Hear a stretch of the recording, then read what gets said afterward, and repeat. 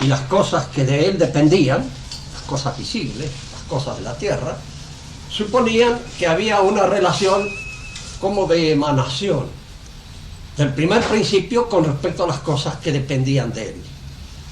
Así como el sol da la luz sin querer, no en un acto libre de decisión, según lo que nosotros entendemos y lo que alcanzamos a comprender, sino porque ilumina, está en su naturaleza iluminar, y la luz en sus últimos fulgores, hasta el más pequeño, depende, emana, surge del sol que la produce.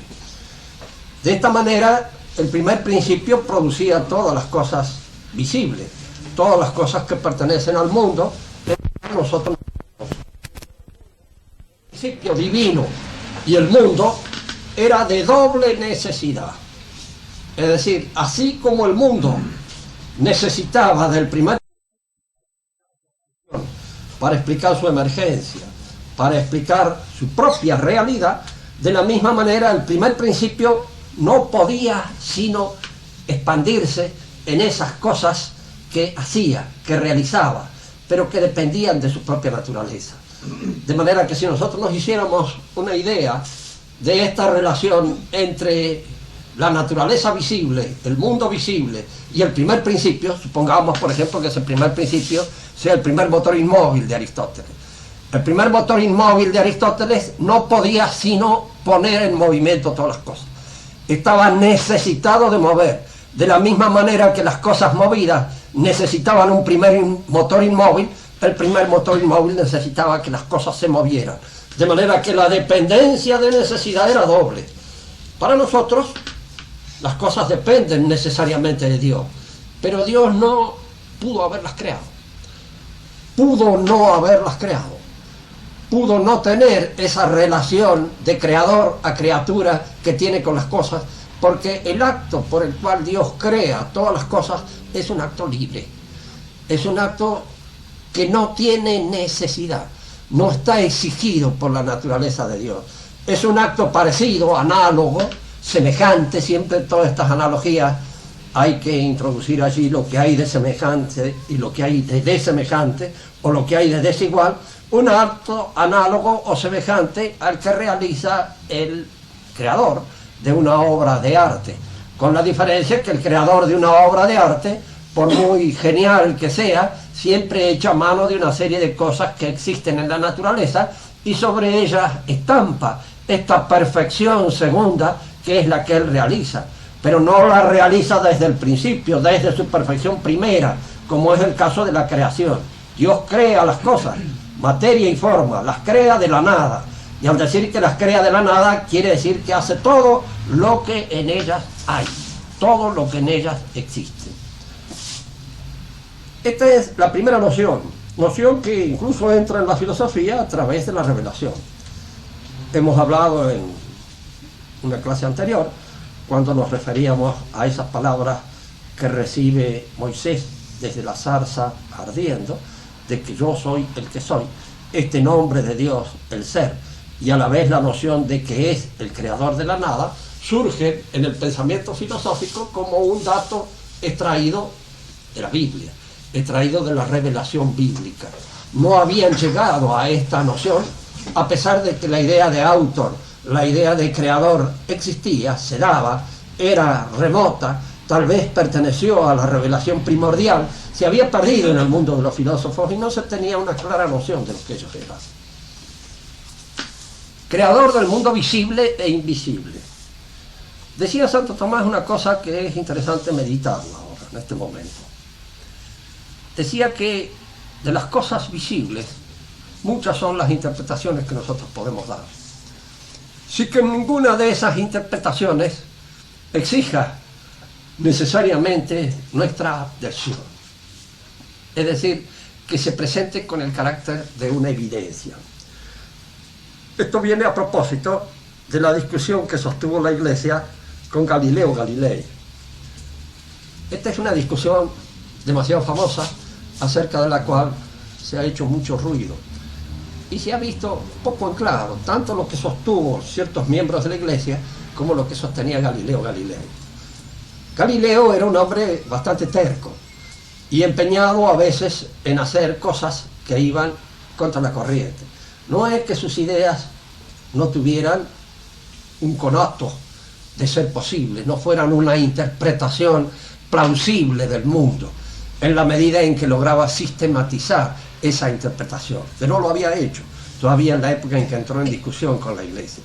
Era una visión que él tenía del universo, una visión perfectamente plausible y que la Iglesia la hubiera aceptado bien.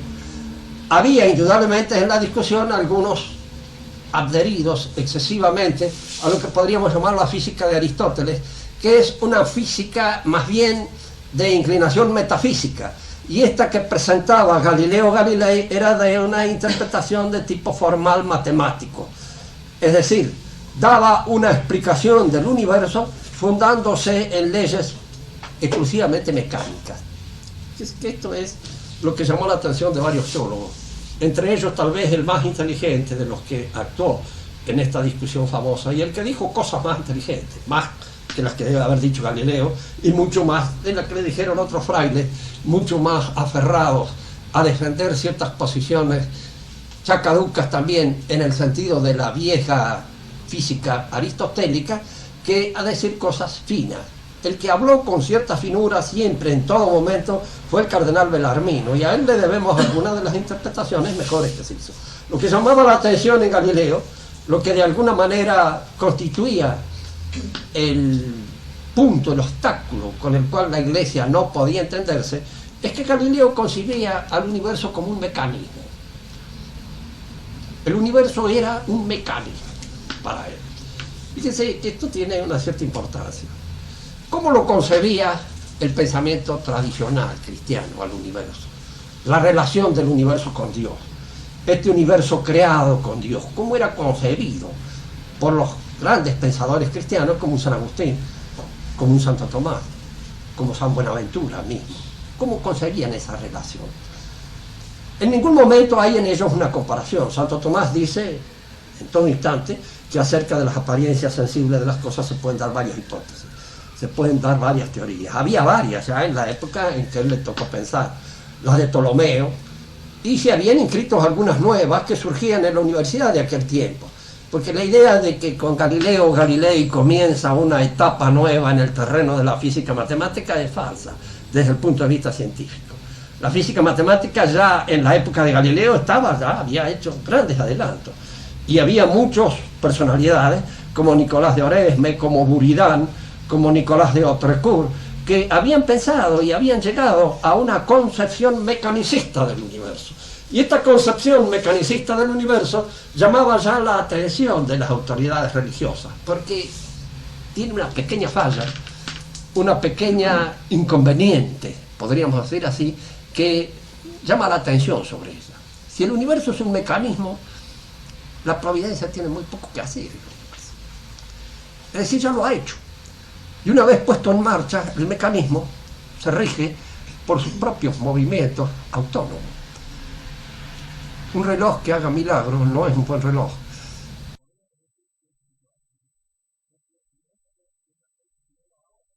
En el momento en que corresponde y nada más, y que no hace otras cosas, porque si hace, nos puede asustar muchísimo, y además no sé qué utilización le podríamos dar en el caso de que podíamos darles ninguna. Para la tradición religiosa nuestra del universo, la relación del universo con Dios no era la de un mecánico con un mecanismo. Mecánico del universo son palabras modernas,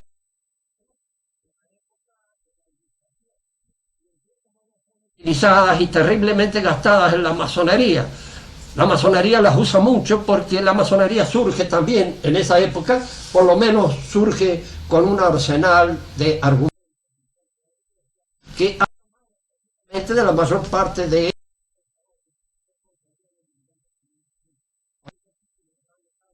el título de gran arquitecto dado a Dios. Ahora, si la relación de Dios con el universo es la relación del mecánico con el mecanismo, podríamos decir que aquellos que conocen el mecanismo pueden en alguna medida prescindir del mecánico. No tienen necesidad de recurrir al mecánico. Lo que ahora en este momento hacer un pequeño esfuerzo de imaginación para ver de qué manera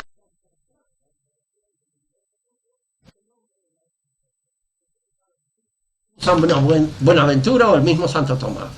Para ellos el universo era concebido más bien como un poema que Dios recitaba. Fíjese, está al mismo tiempo poema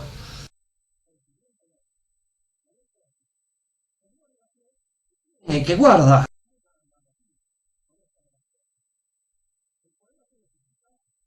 el, po el poema tiene, diríamos, un cierto rigor en la exposición lógica que puede ser conocida, que puede ser estudiada por nuestra inteligencia, y nuestra inteligencia puede penetrar. No es el que lo recita. El que lo recita utiliza en su poema una serie de fonemas, una serie de sonidos que tienen un sentido indudablemente arbitrario, pero que en alguna medida, diríamos, son cosas pronunciadas por él.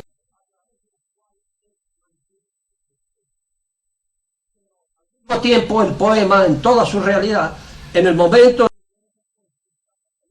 por la inteligencia y por la voluntad del poeta.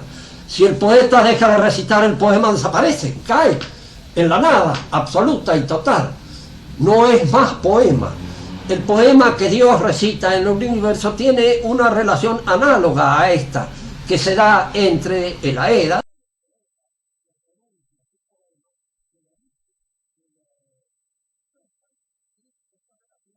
con el mundo que expresa y lo sostiene también, y una voluntad permanente, constante en él.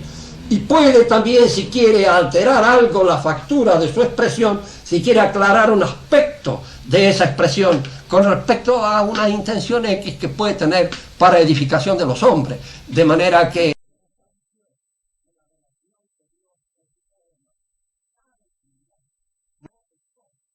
el milagro es algo que, porque es una aclaración que el poeta puede permitirse hacer en relación al objetivo o al propósito mismo.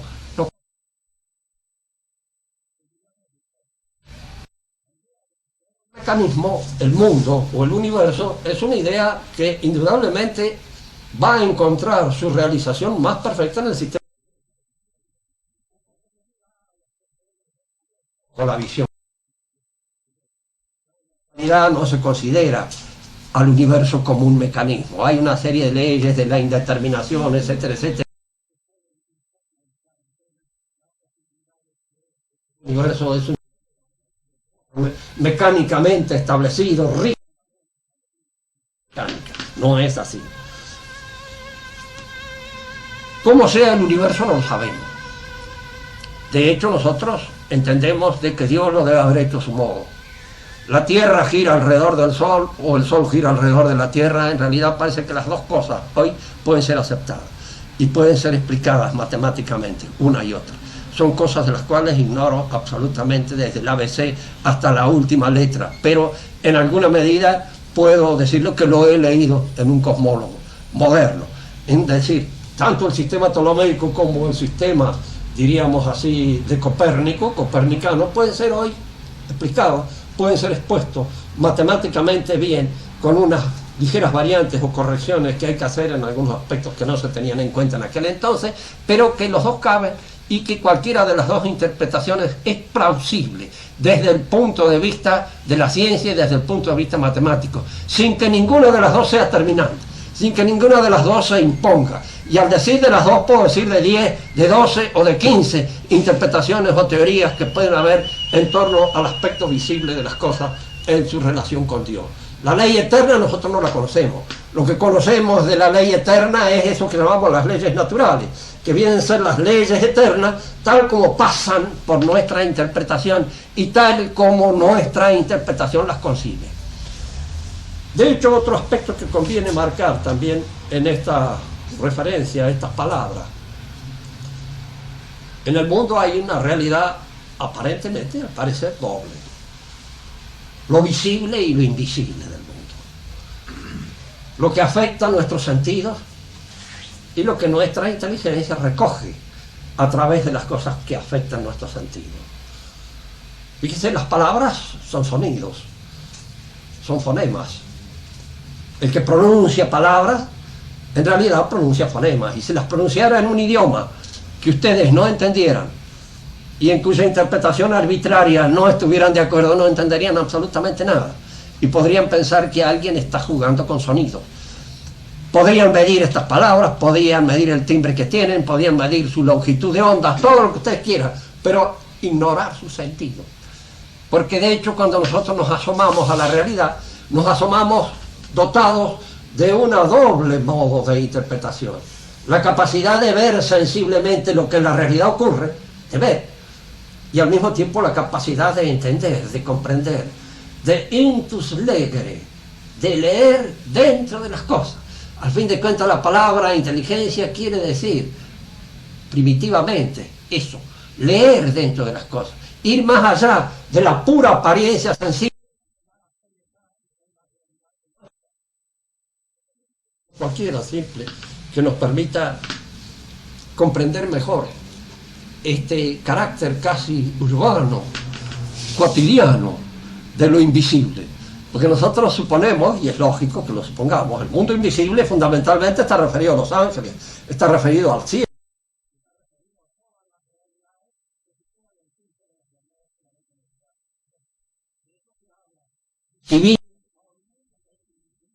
Está bien, eso es parte de lo invisible, pero también en esta realidad cotidiana en la cual nosotros nos movemos, existe lo que es visible y aquello que es invisible. Es decir, existe aquello que de alguna manera entra en contacto con nuestros sentidos y aquello que nuestra inteligencia, la realidad, que, ¿cómo me doy cuenta yo que me atiende? Pone atención en lo que digo. ¿Se ve la atención? ¿Se observa? Yendo un poco más allá, ¿cómo me doy cuenta de que un rostro expresa dignidad? Pero no expresa. Que asoman en la sensibilidad y que, sin embargo, no se reducen a lo puramente sensible. Usted no puede explicarlas pura y exclusivamente con mediciones, con fenómenos de color, o con fenómenos de superficie, o como fenómenos de volumen, sino que indudablemente tiene que ir más allá de todas estas apariencias, que son las que se ofrecen,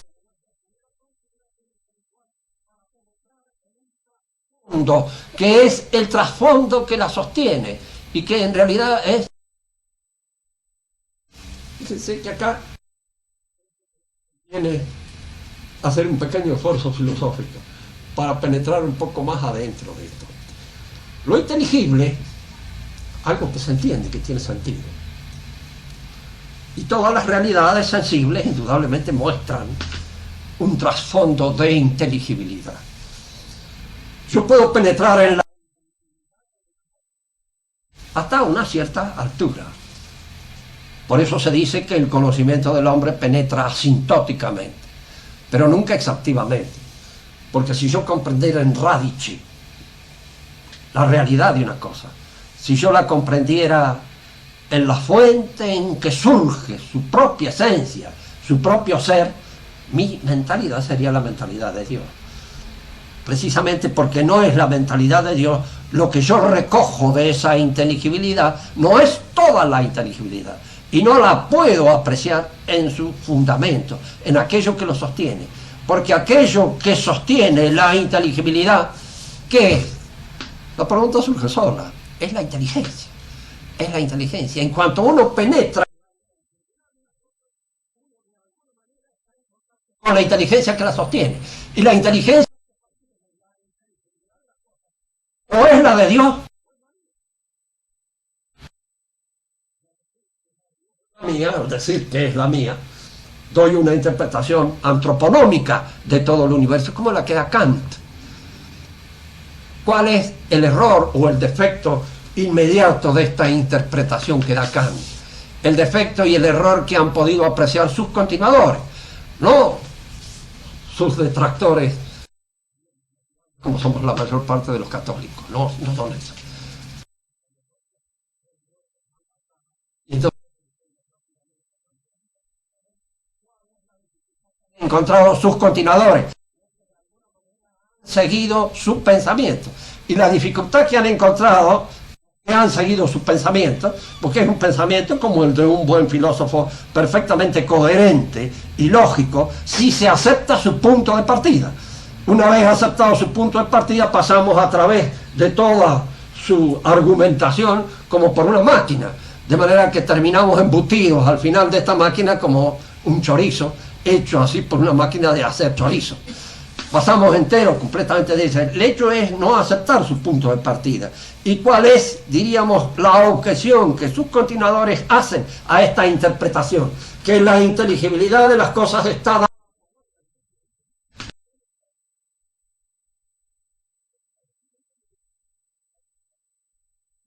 dada sobre cualquier realidad. Tiene que tener en cuenta todos los puntos observables de esa realidad. La teoría es buena y sirve en la medida en que da una respuesta positiva a aspectos que la observación puede recoger de la realidad. La teoría es buena. Hablo mucho de justo eso.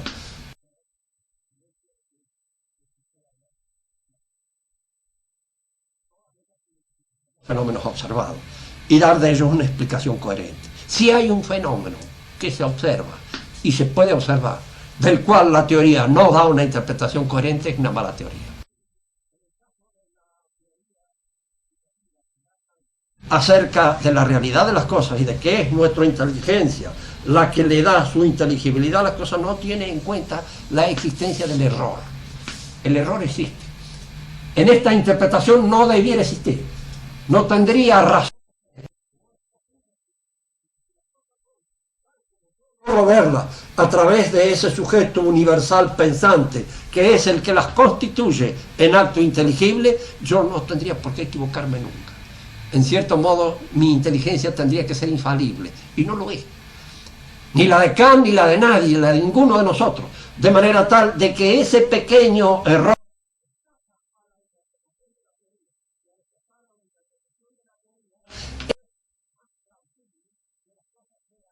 conformidad con la vieja interpretación que supone que la inteligibilidad de las cosas está sostenida por la inteligencia divina.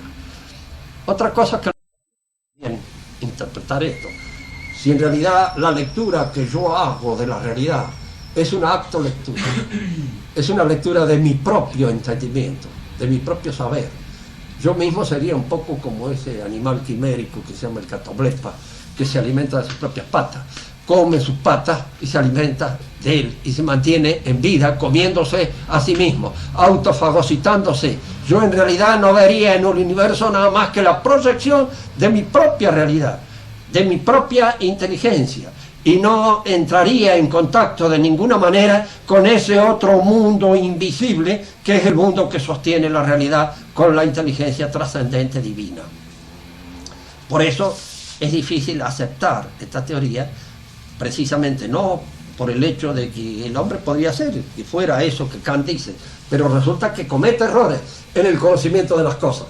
Y al cometer errores en el conocimiento de las cosas, indudablemente hay acá un aspecto de la realidad, el error, que es aspecto real en mi relación con las cosas, que esta teoría no recoge y no explica suficientemente.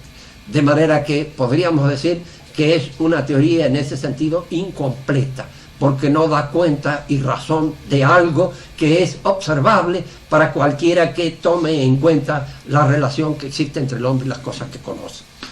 Decíamos esto, lo inteligible aparece en lo visible, y aparece en lo visible de una manera clara. Yo veo, lo estoy viendo a Leo, lo estoy viendo a mi mujer, lo estoy viendo, pero yo lo veo a Leo, veo a mi mujer, lo veo al padre Sarmiento. Fíjense que no son cosas que se ven, porque el padre Sarmiento no es un sensible propio, como puede ser el color. No es un sensible común. Los sensibles propios son aquellos que afectan un sentido. El color, la vista. El sonido, el oído. El sabor, el gusto. El tacto, la dureza, el calor, el frío, las asperezas, la rugosidad, etc. El sentido del tacto. Todos esos se llaman sensibles propios, porque son los sensibles que efectivamente impactan a un sentido. Ninguno de esos sensibles es por sí mismo nada. Ayudan de alguna manera a recoger el mundo de las cosas, pero las cosas como tales, cuando yo digo veo una casa, veo una persona, veo a mi amigo fulano de tal, esas cosas como tales no son sensibles propios. Son cosas que aparecen y emergen en lo sensible. Sobre todo lo que yo voy tratando de explicar es cómo a veces ese misterio de lo invisible está acá, en este mundo visible en el cual nosotros nos movemos. No porque no haya además otro mundo invisible, sino porque en este mismo está la invisibilidad de las cosas perfectamente demostrado y claro. Fíjense que además de estos sensibles propios, que son los que afectan cada uno de los sentidos nuestros, que es los que hemos enumerado, existen también sensibles comunes, es decir, sensibles que yo capto con más de un sentido. Por ejemplo, la vista capta la dimensión también, pero no la capta como vista. Tanto que hay que habituar, aquí los que son militares saben perfectamente bien de que hay que acostumbrarle a uno a mirar de lejos y a mirar el campo en el cual se ha de hacer el tiro, etcétera, etcétera, porque no surge inmediatamente el sentido de la longitud, así en una primera ojeada. ¿Por qué? Porque la vista está socorrida, diríamos así, inmediatamente en contacto con el tacto. Los movimientos de los ojos, la sensación del esfuerzo que hay que hacer para medir tal o cual distancia, el esfuerzo que hay que realizar para alcanzarla, los movimientos que hay que lograr para alcanzar esta distancia que me separa de esto, todo eso me ayuda a adquirir una idea de lo que es la distancia, de lo que es la profundidad, de lo que es la extensión de una cosa. Entonces, por eso la distancia, la profundidad, la extensión se llamaban. Esto está estudiado por Santo Tomás. Me parece una cosa profundamente moderna, pero está en el pensamiento tradicional. Santo Tomás le llamaba sentidos comunes, porque concurren más de un sentido en la apreciación de él. Fíjense que en el volumen a veces concurre también el oído. Yo puedo ver un volumen, puedo ver con la vista, lo puedo apreciar con el tacto y lo puedo apreciar también con el oído. Y hay una concurrencia de sentidos para apreciar eso que se llaman sentidos comunes. Pero lo que nosotros vemos, las realidades que nosotros percibimos en la contemplación, en ese estado en que la inteligencia se asoma a los sentidos, obra casi en conjunto con los sentidos, le llamaba Santo Tomás sensibles per accident. Es decir, son las cosas. Yo en este momento digo, lo veo a Chosoló, está allí frente a mí, lo veo a Gustavo Macera. En realidad yo no lo veo a Gustavo Macera, yo no lo veo a Chosoló, no son fenómenos puramente visibles.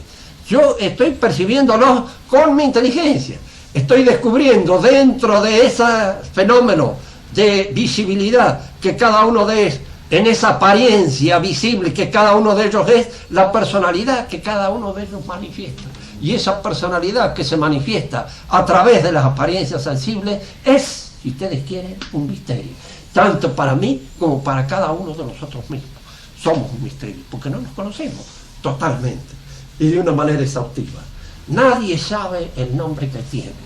El nombre que cada uno de nosotros tiene está escrito en los cielos, dice la Escritura. Es decir, solo Dios lo sabe. Y aquí viene aquello que siempre es bueno pensar en relación con las cosas que estamos exponiendo, de que no se debe juzgar a los hombres. Fíjense que esto no quiere decir que uno no haga juicios sobre el comportamiento público de las personas, porque esto forma parte de casi las obligaciones y los deberes que uno tiene de hacer juicios sobre el comportamiento. Lo que quiere decir es que no puede uno convertirse en tribunal, en última instancia, de una persona porque no la conoce. Porque siempre en la realidad hay un aspecto ascóndito, hay un aspecto que escapa a nuestro conocimiento, a nuestro saber. Hay algo que es invisible y que está escondido en la profundidad misma de la persona. La persona es lo que se revela, es lo que manifiesta y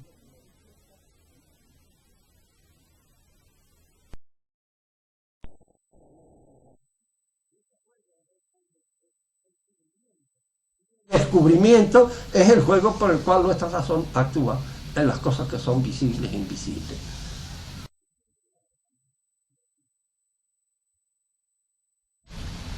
Indagación en estas frases del credo.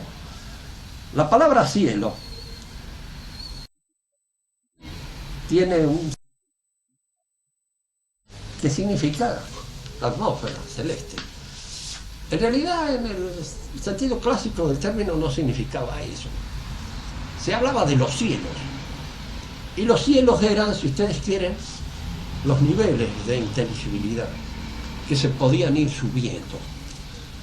Hay un nivel de inteligibilidad que está dado en la apreciación sensible de las cosas. Es aquello que yo logro comprender de lo que veo. Y hay otras cosas que, penetrando más hondamente y más profundamente, ascendiendo un nivel, puedo llegar a comprender de manera más honda y más profunda.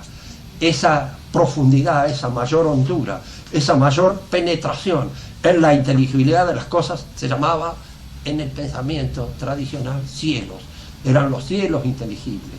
Hay un primer cielo inteligible que está a nivel de la apreciación misma de las cosas sensibles, y hay otros cielos inteligibles que se van revelando al conocimiento en la medida en que se es capaz de subir hasta ello. Fíjese que al hombre le está dado subir nada más que hasta un cielo de inteligibilidad muy cercano a la tierra, que es aquel que nos permite concebir las cosas desde el punto de vista metafísico. Pero si nosotros seguimos la interpretación que da San Pablo cuando dice: yo conozco a un hombre que subió hasta el tercer o cuarto cielo, ¿qué es lo que nos quiere decir? ¿Hasta qué punto de inteligibilidad llegó en el conocimiento del secreto divino? Porque indudablemente habla de él. Nadie habla así sino de una experiencia que es propia. Y esa experiencia que es propia es una experiencia que escapa al conocimiento normal, sensible. Es un conocimiento gracioso que le ha permitido ascender en el plano de la inteligibilidad hasta una hondura a la cual nosotros normalmente no llegamos. Ustedes tienen la palabra, háblenme con voz tonante y poderosa, porque me he vuelto a olvidar el aparato que me salva en estas circunstancias de las penas de mi oreja, que indudablemente debe ser un lastre para el conocimiento de la realidad, pero en fin, uno trata de subsanarlo.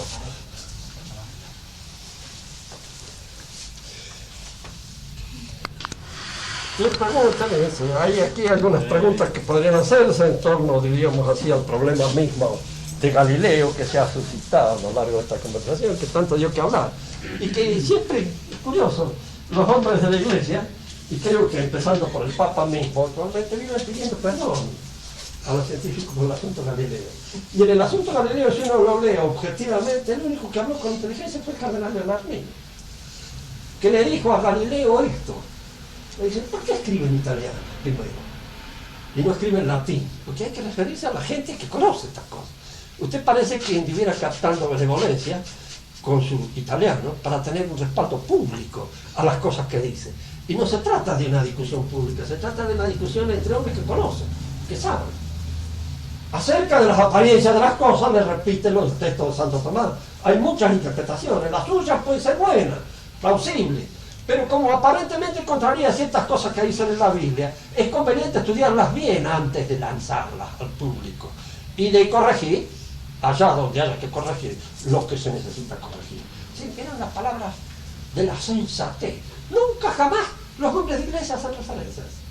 Nunca, como si lo ignoraran rotundamente. Y una cosa que yo le he leído, no le diré en el para ti, pero casi, en una revista, quiere decir que es de conocimiento público para cualquiera, porque lo he leído en un diccionario. Y es el conocimiento público para cualquiera que de alguna manera se quiere enterar del asunto recurriendo a una enciclopedia buena, como era la enciclopedia italiana que hizo hacer don Benito Mussolini, que en paz descanse. ¿Qué es donde lo leí? Pues,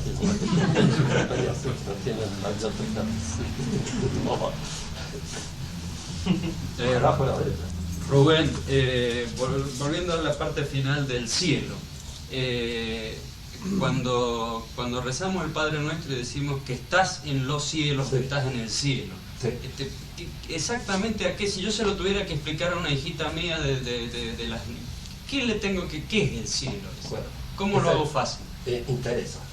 En este sentido, está en una realidad que ya no pertenece al orden de lo captable por los sentidos, sino que es la inteligencia pura, en donde se desarrolla la inteligencia pura. Fíjate que este es el ejercicio que hay que hacer o que hay que realizar. Ya a San Agustín, te digo este antecedente para que te pongas en claro de que es una duda que se le ocurrió a él. Le costó muchísimo trabajo llegar a entender la existencia de una inteligencia pura, porque era un imaginativo.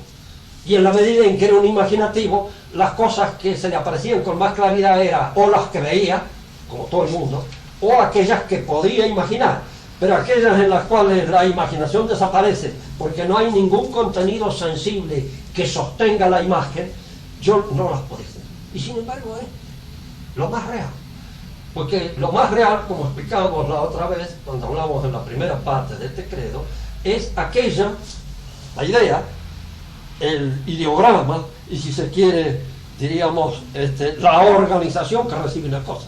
Y esa organización que recibe una cosa es una organización inteligente. Lo más real es lo que yo estoy diciendo, no son las palabras, no son las palabras, son lo que las palabras traen envueltas en eso. ¿Y qué es lo que las palabras traen? Pensamiento. Vos lo captas a través de las palabras, pero de alguna manera es una comunicación intelectual la que entre nosotros dos se desarrolla.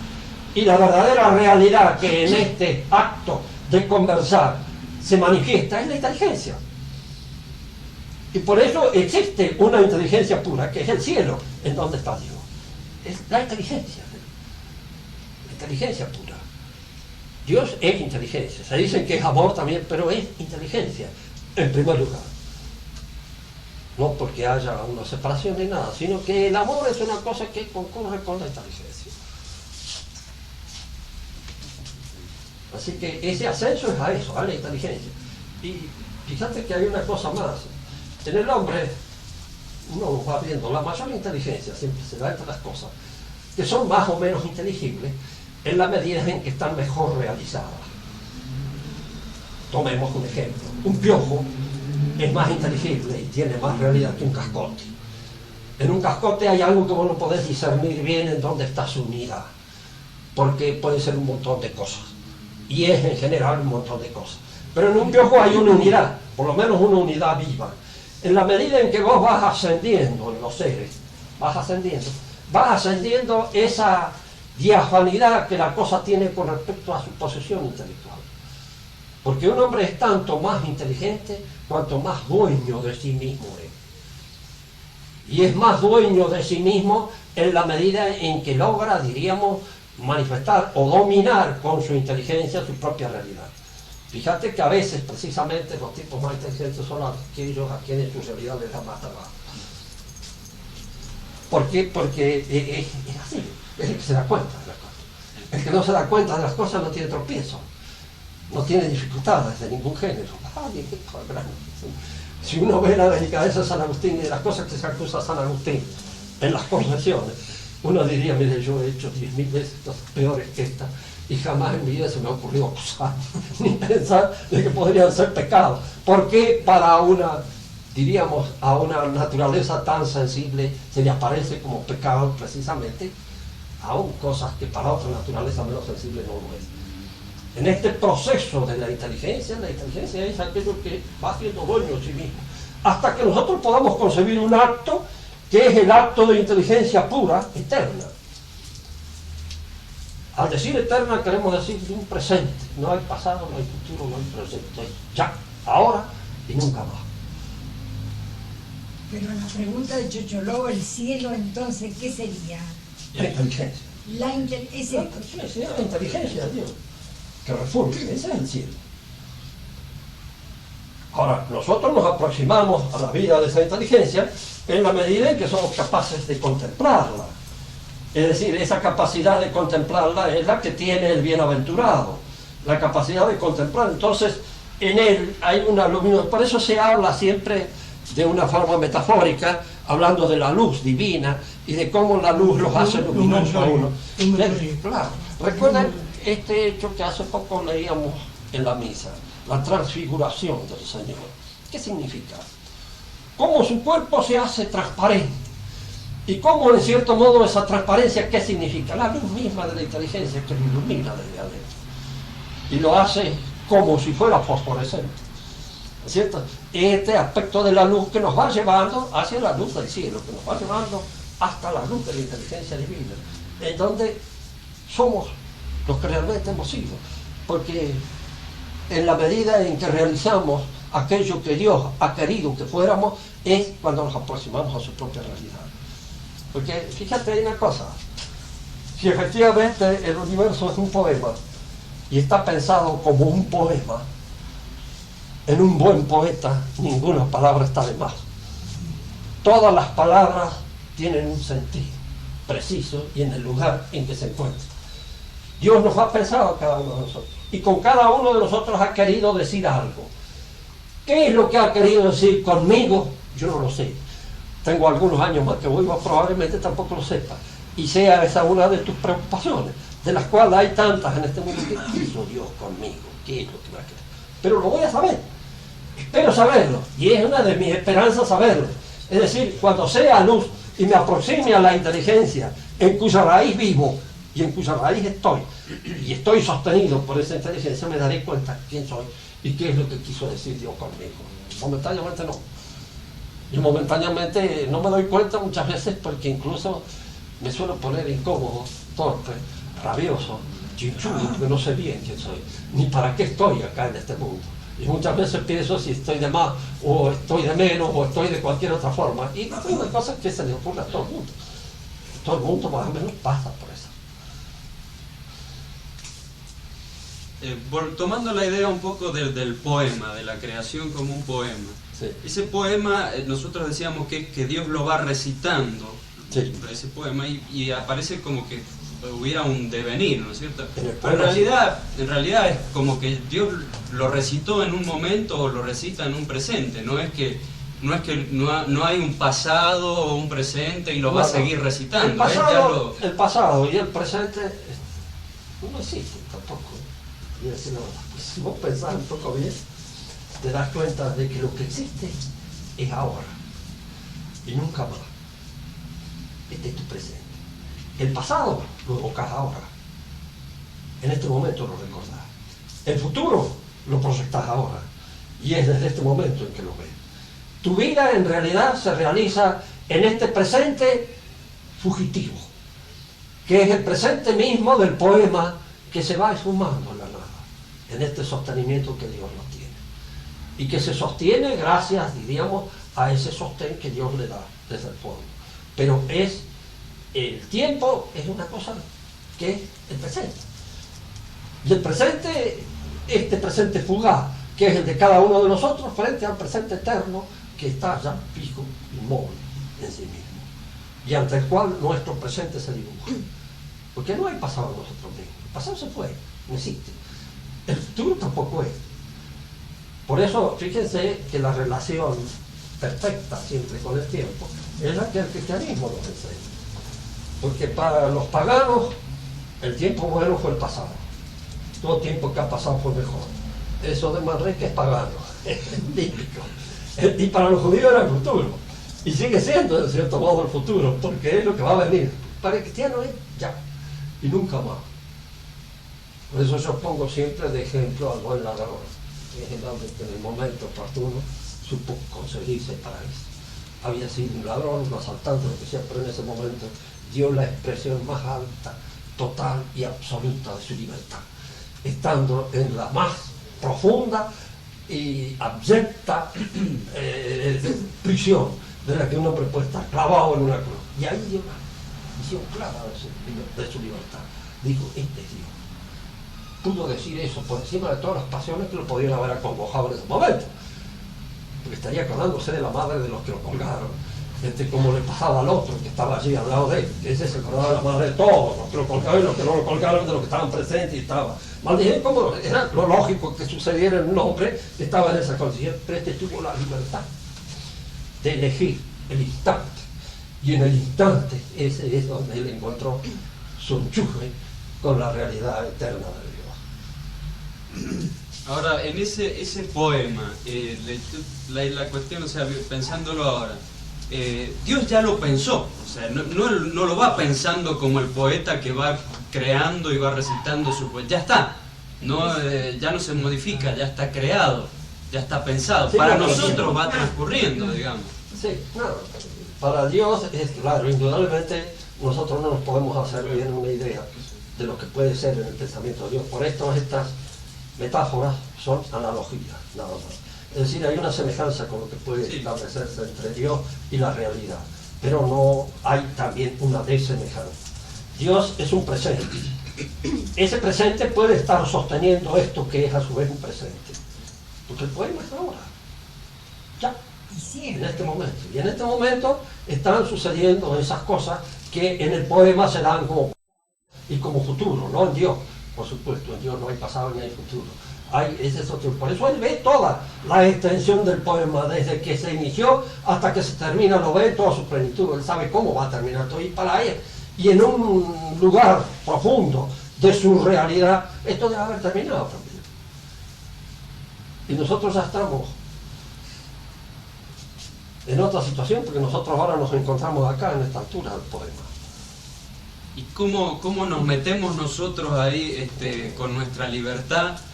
Sí. Porque Precisamente hace poco estaba viendo las discusiones entre Molina, Calvino, Malebranche, y entonces ninguno de ellos ha podido dar una solución, ninguno de ellos ha podido dar una solución satisfactoria, porque eso es lo que pasa precisamente con el misterio. Si los misterios fueran penetrables, no serían misterios. Dejarían de serlo. Son misteriosos porque nuestra inteligencia en el caso no puede dar cuenta y razón de eso. Es como decir, bien, Dios nos ha elegido a nosotros, pero no lo sabemos, al fin veremos, porque algunos ha elegido, a otros los ha reprobado, sin mérito, ni para ser elegido, porque para ser elegido lo cuenta el mérito nuestro, ni sin mérito para ser reprobado. Entonces la voluntad del hombre, ¿cómo se manifiesta en esto?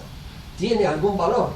Bueno, yo son cosas que te digo sinceramente, por más que me rompo la cabeza, espero poder descubrirlas en alguna otra oportunidad, porque por el momento exceden mi competencia.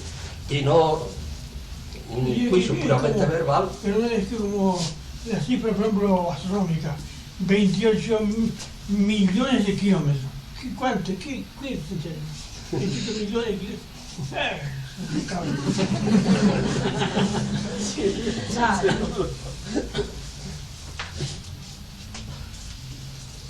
¿Alguna otra pregunta?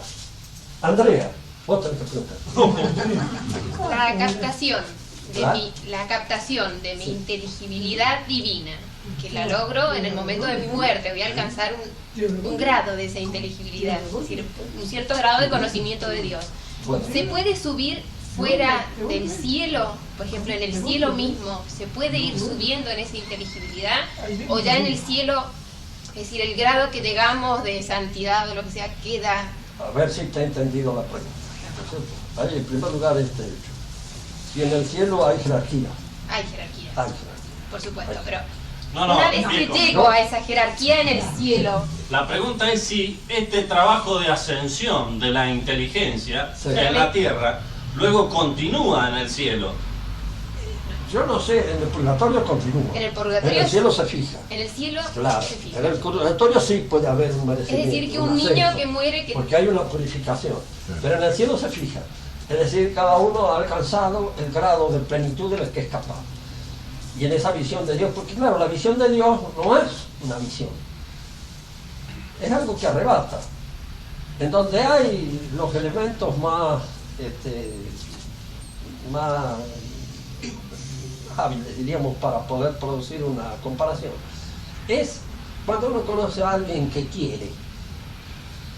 Vos ves, por ejemplo, que el amor, a ver, que quiere, que no quiere, indudablemente no es solamente una visión, es algo que conmueve de adentro, es una alegría que da la presencia real de la persona querida con uno. Y es esa alegría que expande, diríamos, toda la realidad de uno, lo agarra, como si lo levantara en el aire. El que tiene una expresión muy interesante sobre eso, en una oportunidad, fue García Morente, en que se le apareció Dios en un departamento de París. Y entonces él sintió como si no tuviera peso, dice él. Sintió como si lo levitaran en el aire, como si fuera ingrávido. No vi nada, no oí nada, no sentí nada, pero sabía que él estaba allí. Dice, y que yo estaba en su presencia como si estuviera colgado en la realidad. Como si no tuviera peso en el cuerpo, no tuviera peso en las entrañas, no tuviera peso en los pies, en ninguna parte. Y me sentí levantado frente a esa realidad que me tomaba desde adentro y que desde adentro me llevaba a esa contemplación. Ahora, esa contemplación es en cada uno. Siempre hago esta comparación cuando hablamos de la captación de los bienes espirituales. Vos vas a un concierto, vamos todos a un concierto. El concierto es el mismo para todos nosotros. Y sin embargo, cada uno de nosotros en el concierto goza según su capacidad de penetración, de refinamiento musical, de aquello que de alguna manera le permite entrar más o menos en la hondura misma del concierto. Yo que soy sordo y sé de música más o menos como puede saber un chancho, voy al concierto de cualquier modo y encuentro lo mío, soy feliz. Y no lo envidio a este otro que sé que sabe música, así puede estar el profesor Grau al lado mío, yo no le tengo ninguna envidia, yo gozo lo mío. Ahora, sé que el profesor Grau indudablemente verá 10.000 cosas en el concierto que yo no las veo. Bueno, lo mismo nos va a pasar con Dios. Pero al estar en el purgatorio, por ejemplo, que sí se puede ir. En el purgatorio se avanza, se progresa. Pero al tener esa imagen de Dios, podemos avanzar a pasos agigantados entonces, porque por más que se esté en el purgatorio, Sí. Estamos teniendo la presencia de Dios. Y Entonces, sí, en el purgatorio está la presencia. Al tenerla, entonces Claro. uno podría avanzar, se supone, muchísimo al tener esa imagen. Hay el refinamiento, diríamos, Más que que se va la tierra. produciendo en cada uno de nosotros. Porque vos que sos una chica instruida y una chica limpia, sabéis indudablemente que la limpieza se adquiere con el ejercicio, limpiándose. Y que en cierto modo la capacidad de apreciación de la gente, bien, la capacidad de la apreciación de la limpieza moral de otro, es una cuestión de refinamiento, es una cuestión de educación, es una cuestión en la cual interviene la sensibilidad, interviene la captación del espíritu y a la vez la práctica de las virtudes que te permiten ver mejor eso. Bueno, vos al purgatorio imaginalo como una escuela a través de la cual tenés que pasar depurándote. Y en esa depuración vas afinando tu capacidad para captar esa realidad que es Dios, según tu medida, lo que te dé el cuero, como en el concierto, exactamente. Porque son medios música, pues podéis escucharlo sobre un concierto. Pero Andrea, lo que vos decías era que tal vez al estar en el purgatorio ya tendrías la ayuda de la presencia de Dios. No, al tener Sí, la está la gracia. presencia, uno puede crecer mucho más que acá en la tierra, en donde hay mil dudas, mil tentaciones. Ahí uno lo tiene. No, es claro. Es que todavía no lo vas a tener, me parece. En el purgatorio sí ¿Sí? se tiene la presencia, es decir, se... No, Dios no está ausente del purgatorio. No, como no está ausente acá, No, claro. no se No, tiene pero la En el visión. infierno no hay Pero no visión se de tiene Dios. la nación. No, la visión de Dios no se tiene en el Claro. purgatorio. Acá tenés lo mismo que acá Ese no es el tenés a cielo. Dios. Pero exactamente. no como acá, igual Ah, lograr claro. captar. Está la esperanza de verlo y el socorro que Dios mismo presta porque te hace pasar por el purgatorio con el objeto de que alcances esa visión a la que estás Pero hecho. ya tenés el socorro. Es decir, para que seas vos, para que te logres, para que te logres, porque nosotros acá nos hemos malogrado. Ese es el Pero hecho. se da. Nos hemos malogrado por culpa Tener el nuestra. socorro de Dios, Y precisamente necesitamos en el purgatorio realizarlo, lograrlo, en la plenitud que nos corresponde a cada uno de nosotros, Sí.